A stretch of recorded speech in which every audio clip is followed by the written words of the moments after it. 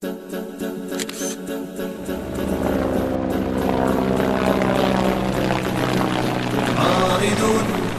عائدون عائدون.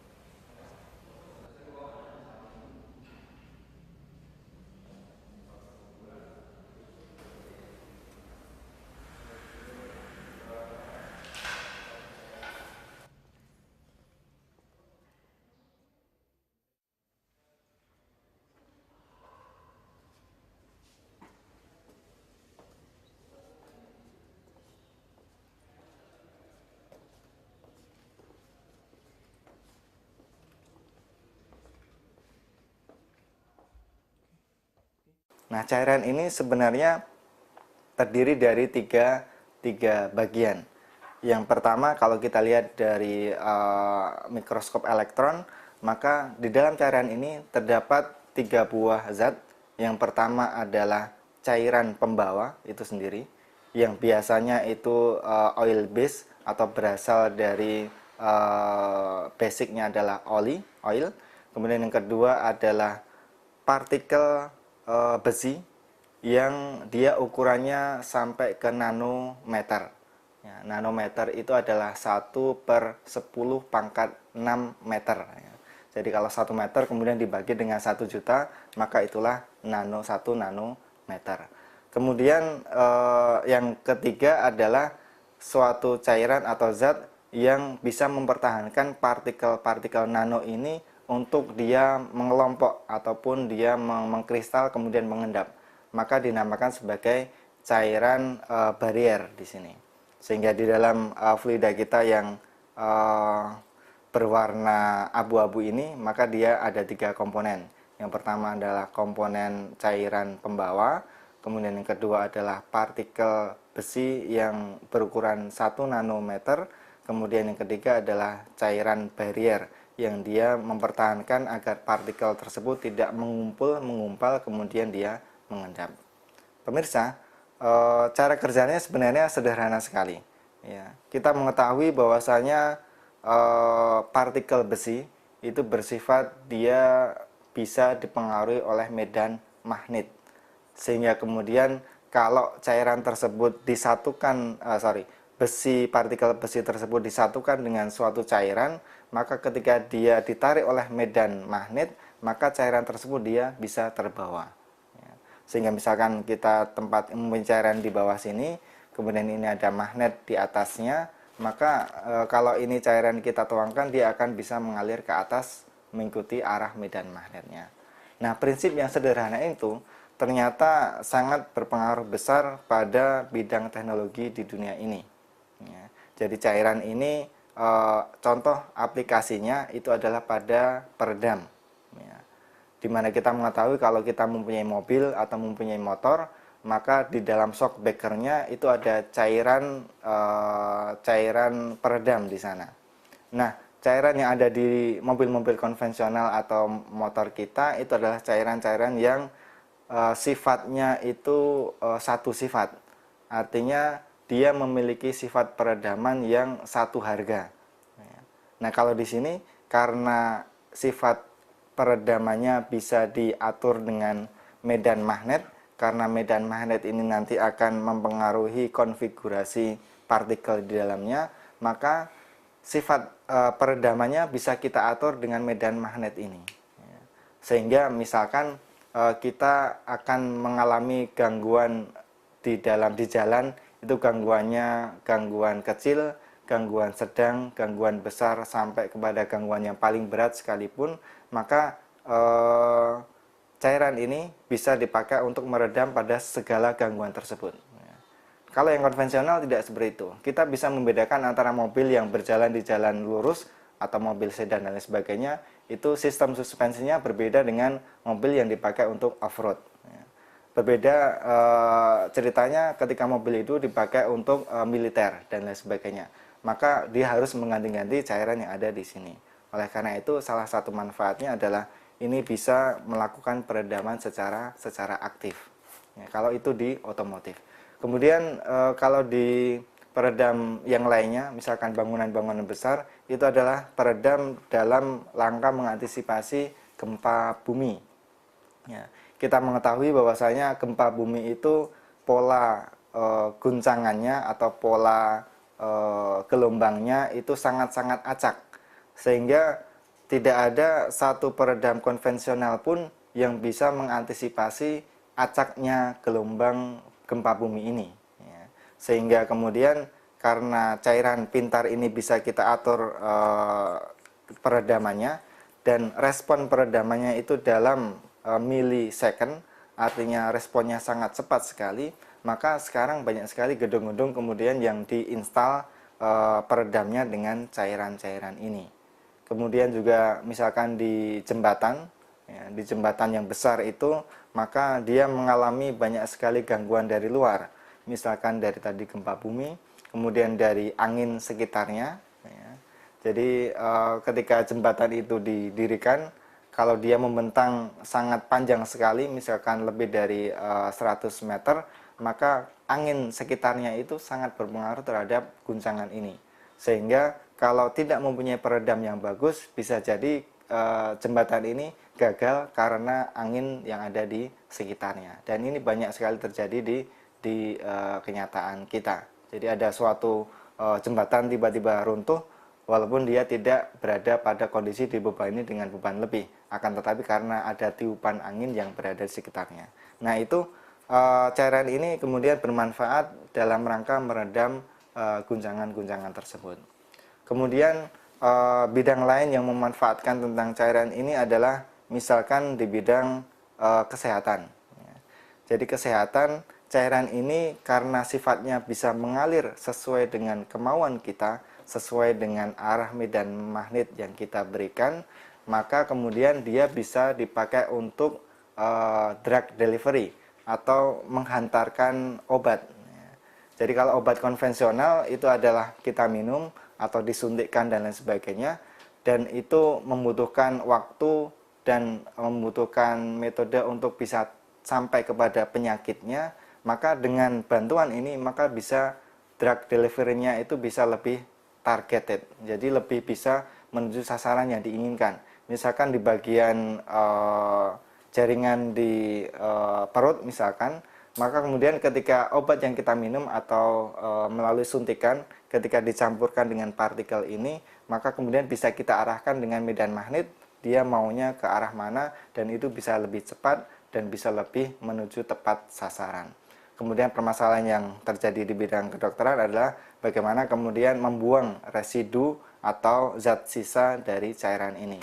Nah itu bisa terjadi ketika kemudian diarahkan kepada saluran pembuangan pada sistem manusia, bisa melalui feses maupun melalui urin ataupun melalui keringat, karena sifatnya tadi partikelnya nano. Nah pemirsa, uniknya dari cairan ini adalah dia kondisi zatnya itu bisa suatu ketika berupa cairan, suatu ketika berupa benda padat. Nah, misalkan di sini saya mempunyai suatu saluran, ya. Ini karena bersifat cair, maka ketika saya tekan dari arah kanan ini, maka cairan yang ada di sini bisa mengalir dengan mudah ke arah kiri saya. Ya. Kalau dia sifatnya cairan biasa. Akan tetapi begitu saya taruh ini sebuah magnet yang paling kuat di dunia, namanya magnet neodymium. Jadi walaupun kecil tapi dia sangat kuat, maka ketika saya tempelkan di sini, maka saya sangat-sangat susah sekali untuk mengalirkan benda yang ada di sini menuju benda yang ada di kanan saya, karena dia bersifat solid. Ya. Artinya ruangan ini dipenuhi oleh benda-benda yang solid, maka ketika dia mau mengalir ke arah sana, maka dia sangat-sangat susah sekali.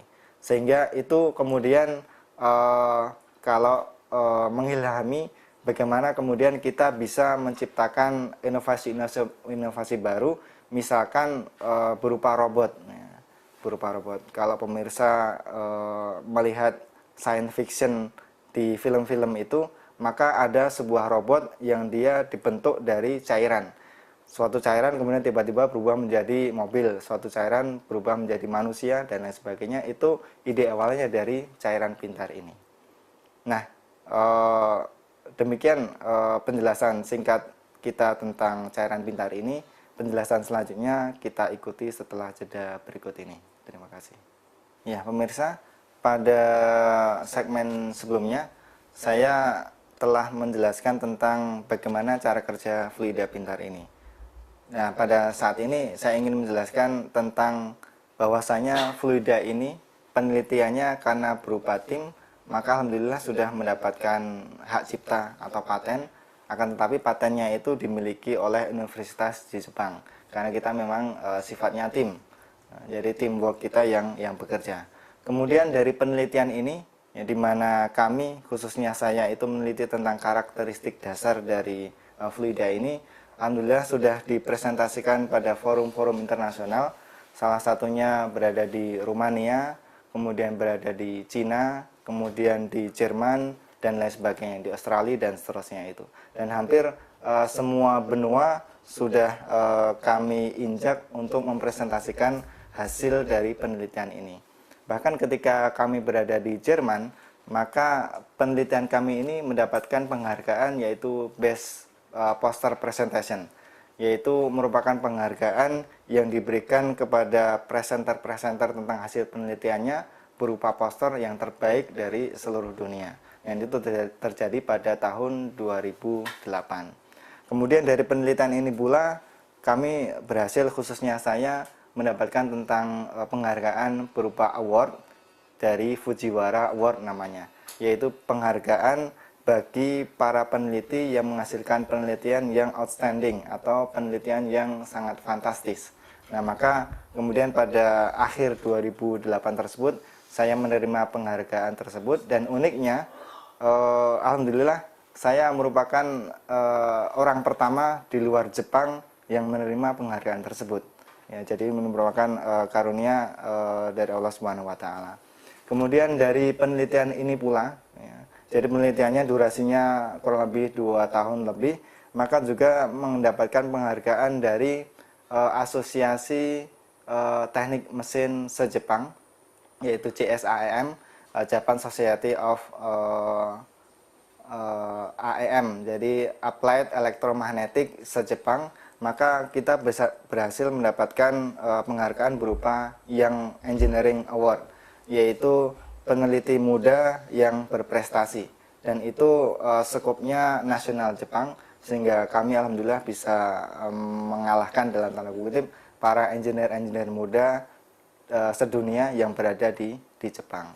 Nah, kemudian penghargaan lainnya mungkin banyak juga dari dalam negeri sendiri.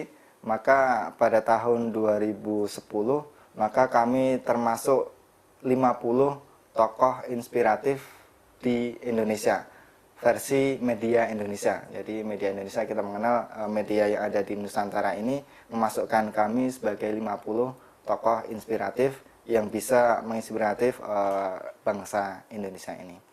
Nah, kemudian tentang prestasi-prestasi yang lainnya, kita banyak menerbitkan artikel-artikel ilmiah, baik itu di jurnal paper internasional maupun di paper nasional.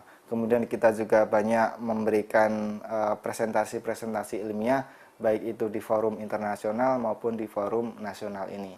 Kemudian dari penelitian ini juga ketika saya bawa ke Indonesia, maka penelitian ini telah berhasil meluluskan sarjana-sarjana setara S1 dan S2 dari penelitian ini. Kalau menurut data kami, maka sekitar 16 orang S1 berhasil lulus dari penelitian tentang fluida pintar ini. Kemudian 2 orang mahasiswa S2 berhasil menyelesaikan master mereka karena meneliti tentang fluida ini di bawah bimbingan ataupun supervisor dari saya. Nah, kira-kira itu cerita tentang prestasi kemudian manfaat dari bidang akademis. Kalau dari bidang praktikalnya atau di bidang praktisnya, maka kalau pemirsa kebetulan mempunyai mobil BMW atau BMW, kemudian mempunyai mobil Audi atau mobil dari apa yang Force yang versi sport, maka di sana sudah terinstal material ini, ya, sehingga kenyamanan pengendara bagi mobil-mobil tersebut itu bisa lebih didapatkan daripada mobil-mobil yang konvensional. Itu yang di bidang praktikalnya. Dan sekarang saya sedang mengembangkan bagaimana cairan ini kemudian bisa bermanfaat di dunia kesehatan. Tadi sudah saya sebutkan tentang drug delivery, dan kita sedang berkolaborasi dengan teman-teman kedokteran di Fakultas Kedokteran sana bagaimana bisa memanfaatkan fluida yang pintar ini. Dan mudah-mudahan kedepannya dengan adanya fluida pintar ini, maka manfaatnya bisa meluas ke bidang-bidang yang lainnya. Karena yang namanya cairan, kita tidak bisa lepas dari yang namanya cairan, mulai dari penggunaan sehari-hari maupun penggunaan yang sifatnya khusus. Saya kira itu tentang penjelasan prestasi, manfaat, dan sisi-sisi lain terkait dengan cairan pintar ini. Kemudian kita bisa melanjutkan pada segmen berikutnya setelah jeda berikut ini. Terima kasih. Pemirsa, kalau kita melihat cairan pintar ini, sayangnya belum bisa diproduksi di Indonesia karena teknologinya masih teknologi nano. Sebagaimana saya sebutkan tadi, partikelnya bersifat nanometer, artinya 1/1.000.000 meter, 1 meter dibagi dengan 1.000.000 bagian. Maka ini baru bisa dibuat di 2 negara, yaitu di Amerika dan di Jepang. Dan ini ketika kami melakukan penelitian di Indonesia, maka terpaksa kami mengimpor dari Amerika. Jadi kalau 1,5 liter cairan ini harganya kalau dirupiahkan sekitar 10 juta rupiah. Jadi ini harganya 10 juta rupiah.